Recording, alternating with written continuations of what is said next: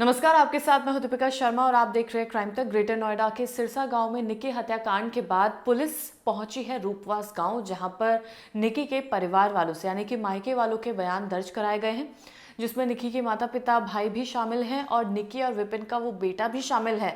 उसका भी बयान लिया गया है, जिसने ये कहा था कि उसके पिता ने उसकी माँ को जला दिया है, उनके ऊपर कुछ डाला है, जिसके बाद माँ को आग लगा दी। ये तमाम बयान उस बच्चे ने उस वीडियो में दिए थे जो लगातार सोशल मीडिया पर वायरल हो रहा था, लेकिन अब पुलिस ने उसका बयान लिया है। रूपवास गांव जाकर उस घर में जाकर बयान लिया गया है जहां पर निकी का बेटा अपने नाना नानी के घर पर रुका हुआ है। इसके बाद से निकी के जो पिता है उन्होंने ये भी कह दिया है कि वो अपनी बेटी को यानी कि कंचन को, जो उनकी दूसरी बेटी है, उसको ससुराल नहीं भेजेंगे और उनके बच्चों को भी अपने साथ ही रखेंगे, क्योंकि जो उस घर में हुआ उनकी बेटी के साथ, वो नहीं चाहते कि अब उनकी दूसरी बेटी के साथ भी ऐसी कोई भी वारदात घटे।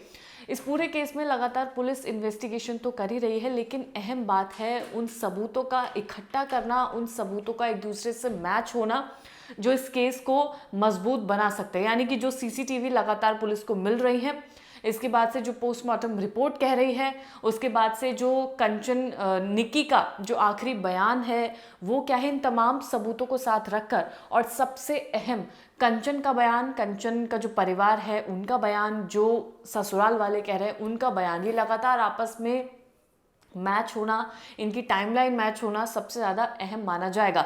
इसमें सबसे बड़ा सवाल जो अब तक का सामने आ रहा है वो ये है कि दोनों ही पक्ष जाहिर सी बात है अलग अलग बात कह रहे हैं, जिसमें ससुराल वालों का कहना ये है कि उन्होंने निकी के साथ कुछ भी ऐसा नहीं किया है, और वहीं मायके वालों का कहना ये है कि निकी को उनके ससुराल वालों ने ही मारा है। अब ऐसे में क्या सच है क्या नहीं, खैर वो इन्वेस्टिगेशन का पार्ट है, लेकिन जो अहम चीज़ है वो ये है कि जब निकी को हॉस्पिटल में एडमिट कराया गया था तो हॉस्पिटल में वो ये कहता है कि सिलेंडर फटने से निकी आग में झुलस जाती है, जिसके बाद से अब ये जो कयास लगाए जा रहे हैं कि क्या सच में ऐसा कुछ हुआ था, क्या निकी की मौत एक हादसा थी या उसकी हत्या की गई थी। लेकिन अभी तक भी उस घर से सिलेंडर फटने जैसे कोई भी सबूत बरामद नहीं किए गए हैं। हालांकि वहाँ से लाइटर ज़रूर बरामद किया गया है, कुछ कपड़े बरामद किए गए हैं जो जले हुए कपड़े हैं।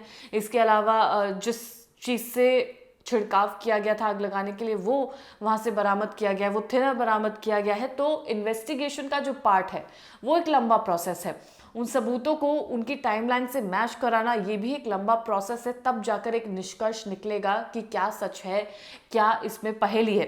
हालांकि जो विपिन के परिजन हैं मोनू, उन्होंने बताया कि घटना के बाद विपिन और उसका परिवार फरार नहीं हुए थे, बल्कि वही लोग निकी को हॉस्पिटल लेकर गए थे। हॉस्पिटल में सिलेंडर फटने की बात निकी ने डॉक्टर्स को भी बताई थी, जिसके बाद से हॉस्पिटल का जो मेमो सामने आता है उसमें ये बताया जाता है कि ये जो पूरी घटना है ये एक सिलेंडर फटने की वजह से होती है।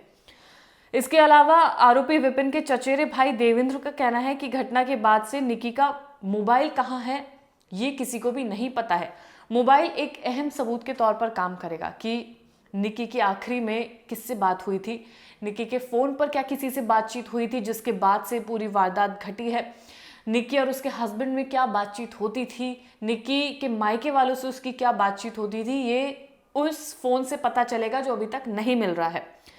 ये जांच होनी चाहिए कि कंचन बैग में भरकर घटना के बाद क्या कुछ लेके गई थी। जो घर के पास जो उनके महिलाएं मौजूद थी, यानी कि जो ससुराल जो निकी और कंचन का था उसके आसपास जो महिलाएं थी, उनका भी ये कहना था कि निकी जब यहाँ से गई, कंचन जब यहाँ से गई थी तो वो अपने साथ बैग्स लेकर गई थी। अब मानना ये है कि क्या कंचन अपने साथ वो फ़ोन लेकर गई है, क्या कंचन कुछ ऐसा लेकर गई है जिसकी जांच होनी चाहिए।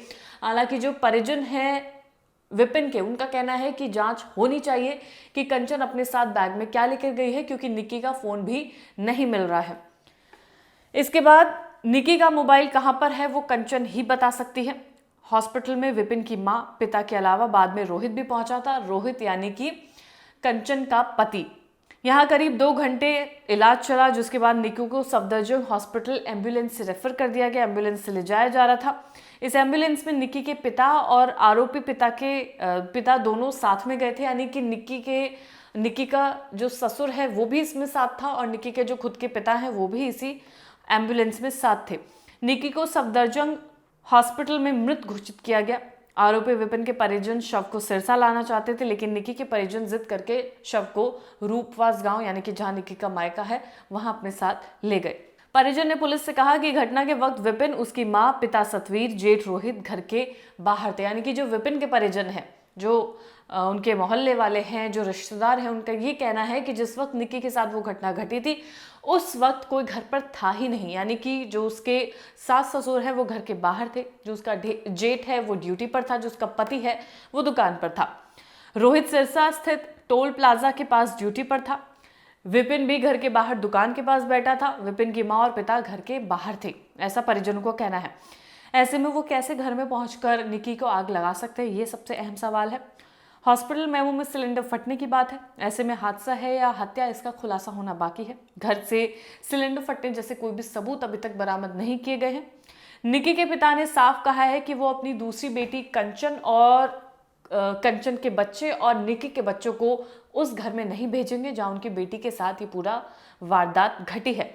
साथ ही उन्होंने ये भी स्पष्ट किया है कि निकी का बेटा भी उनके पास ही रहेगा। उनका कहना है कि बच्चों की परवरिश और उनकी सुरक्षा उनके माता पिता की जिम्मेदारी है, लेकिन उसकी माँ नहीं है, पिता जेल में है, तो ऐसे में ही उनकी जिम्मेदारी है कि वो उसकी देखभाल करेंगे। उनका कहना है कि अब वो इस बेटे की जिम्मेदारी खुद निभाना चाहते हैं। निकी हत्याकांड ने पूरे क्षेत्र में सनसनी फैला दी। पीड़ित परिवार लगातार अपने दुख और नाराजगी को सामने ला रहा है। पुलिस का कहना है कि सभी आरोपियों के खिलाफ ठोस सबूत जुटाए जा रहे हैं और न्याय दिलाने में कोई भी ढिलाई नहीं होगी। इसके अलावा पुलिस ये भी स्पष्ट रूप से निश्चित कर रही है कि कोई भी सबूत खराब ना हो, क्योंकि पहले हमने कई केसेस ऐसे देखे हैं जिनमें सबूत खराब हो जाने की वजह से पूरा केस ही कमजोर पड़ जाता है, जिसके बाद से आरोपी या तो छूट जाते हैं या उन्हें सजा नहीं मिलती। हालांकि इस केस में कौन क्या आरोपी है, क्या निकी के साथ सच में ऐसी घटना घटी है, क्या उसने खुद अपनी जान ली है, क्या उसकी हत्या की गई। हालांकि अभी तक जो सबूत के आधार पर माना जा रहा है वो यही है कि निकी की ससुराल में हत्या की गई है। जो परिजन है वो लगातार यही आरोप लगा रहे हैं कि निकी के साथ उस घर में दुर्व्यवहार किया जाता था।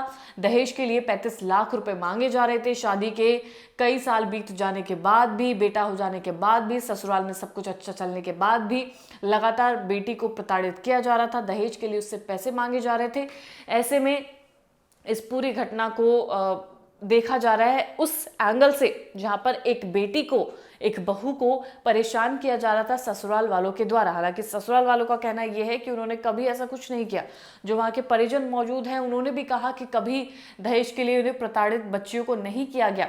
हालांकि जो परिवार है वो यही कह रहा है, जो निकी का परिवार है, कि उन्होंने यानी कि ससुराल वालों ने, चाहे उसमें विपिन शामिल हो, चाहे उसमें उसके सास ससुर शामिल हो, उन्होंने निकी के साथ गलत व्यवहार किया। हालांकि पुलिस इन्वेस्टिगेशन को पूरी तरह से तेजी से आगे ले जा रही है। सबूतों के आधार पर, टाइमलाइन मैच होने के आधार पर ही इस केस को आगे देखा जाएगा कि इसमें क्या निष्कर्ष आखिर में निकलता है। हालांकि क्राइम तक की पूरी टीम लगातार इस खबर पर बनी हुई है। जो भी अपडेट होंगी क्राइम तक आपको लगातार देता रहेगा। धन्यवाद।